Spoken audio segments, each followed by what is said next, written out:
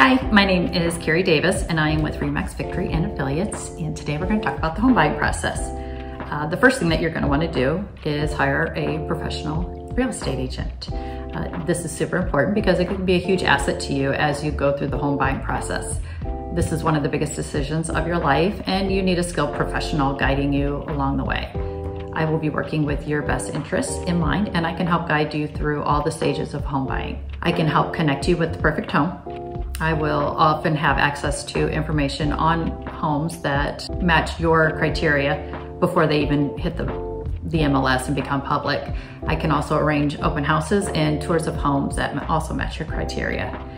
I have extensive neighborhood knowledge. I will be able to offer insightful details about all the neighborhoods that you are considering, and I have a great attention to detail. There's a lot of paperwork that goes into buying a home, obviously, and I can help you fill out all the documents and get them submitted properly. I can also be a professional negotiator on your behalf. As an agent, I deal with all the difficult conversations that need to happen, and I will help you submit a strong offer and negotiate with the seller on your behalf. And I'm an expert guide. I am here to help you with any questions that you have along the way, and I can offer some objective opinion in the different features that you are analyzing for your future home. Now we're going to talk about financials. First, we're going to start with how much home can you afford. Lenders recommend that you spend no more than 3 to 5 times of your annual income on a new home. You can find a mortgage calculator on my website, by the way, that will help you come up with a close idea of what your payment will be. Go to carriedavis1, the number, carriedavis1.liveloveohio.com, and that will be a good starting point for you. When calculating this, don't forget to include extra expenses like closing costs, inspections, appraisals, any money that you might want for any home improvements. Next, do you need a down payment? While it's ideal to put 20% down, you certainly don't have to. It's not necessary. There are many ways to put down much less, and with some loans, you can actually put down as little as 3.5%. It is important to have a credit check done at this time so that your credit will be a factor in determining your mortgage approval and the interest rate. So while it's sometimes a score in the 500s can get you a loan, ideally you want to be in the 620 and above range to get a better interest rate. So the higher the score, the lower your rate. All right, pre-approval. A pre-approval shows the seller that you are serious and that you most likely will have the funds to purchase the home should you decide to put in an offer. Pre-approvals can also help you budget, so you will know exactly what you can afford. The pre-approval, though, does not guarantee that you will be offered a loan. So during this time, you still want to be careful with your spending. You do not want to make any large purchases, change jobs, or apply for any new credit cards or any kind of credit during this time. Home tours, now the fun begins.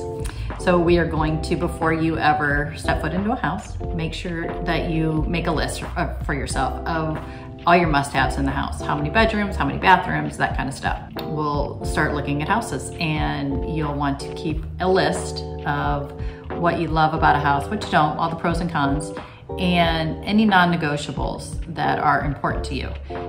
Do you need a big kitchen, or is a fenced-in backyard more important to you?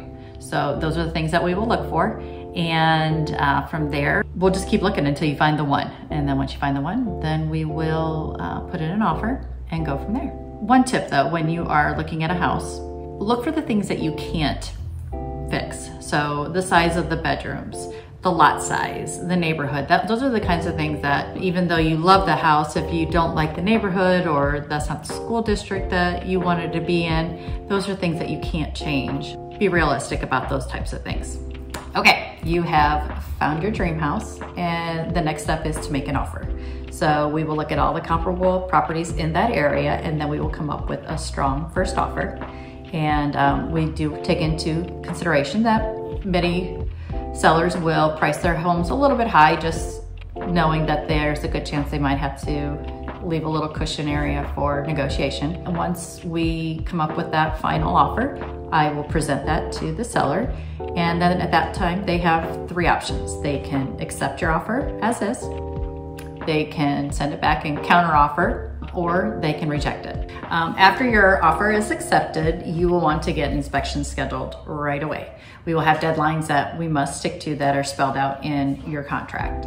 After the inspections, we will get a detailed report of all the findings, and you will need to then see if there are any pressing issues that you will want to negotiate with the seller.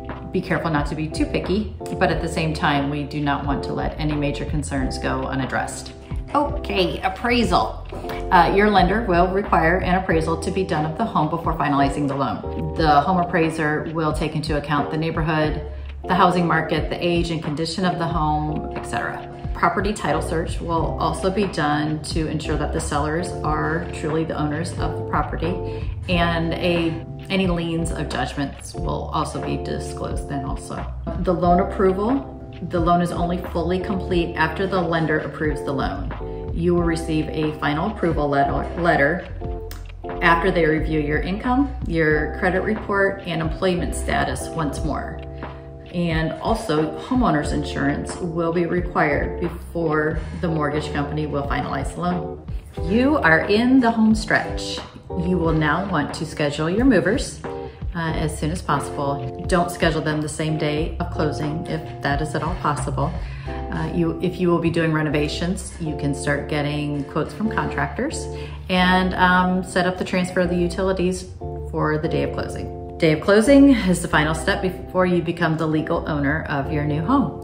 You will take a final walkthrough just before the closing to make sure that all the negotiated repairs were done and that the home is still in working order, the same as it was when you purchased in the beginning. The closing process itself is a lot of paperwork and a lot of patience are needed.